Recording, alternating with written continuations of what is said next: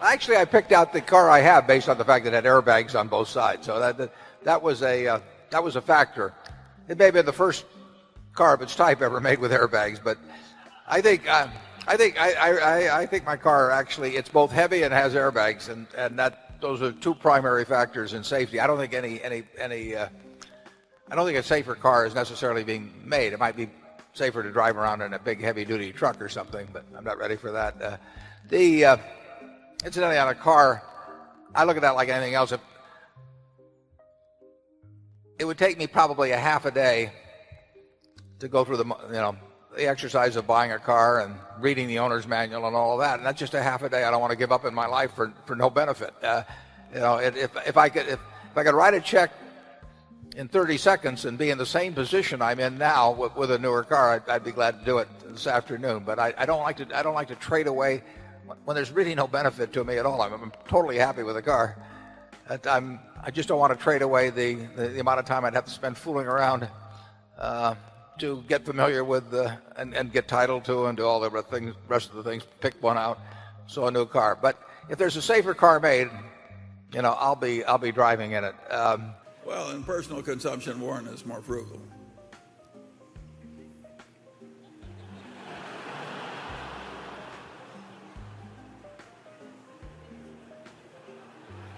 Would you care to give an example? Warren lives in the same house he bought for a very modest price, what, in 1950 something? I bought it in 1958, and you moved into yours about 1960, didn't you? Yeah, and I paid more. But he designed his own. He designed his own house. He did not pay an architect, right? I did. I paid an architect $1,900. It was as much as 30% of the normal price. Yeah. Notice how he remembers the details.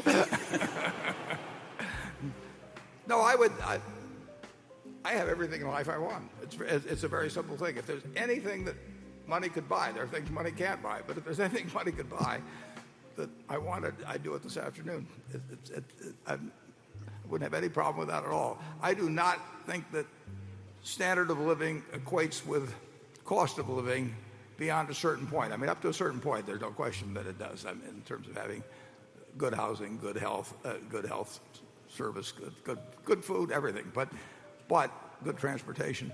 But there's a point, I think, if anything, you start getting inverse correlation. My life would not be happier.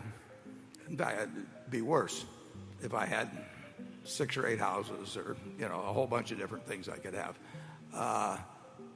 It just doesn't correlate, and so having everything I have, I mean, you can't have more than that, and that doesn't really make any. It makes the difference up to a point. I mean, you can start thinking a lot differently when you got to X, but when you get to 10X or 100X or 1000X, it just doesn't make any possible difference. But, Charlie, the frugality basically has helped Berkshire. And I look out at this audience and I see a bunch of understated frugal people too. We collect you people.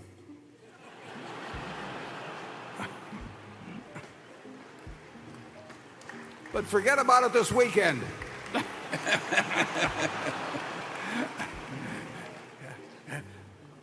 The more you buy, the more you save at these prices, folks.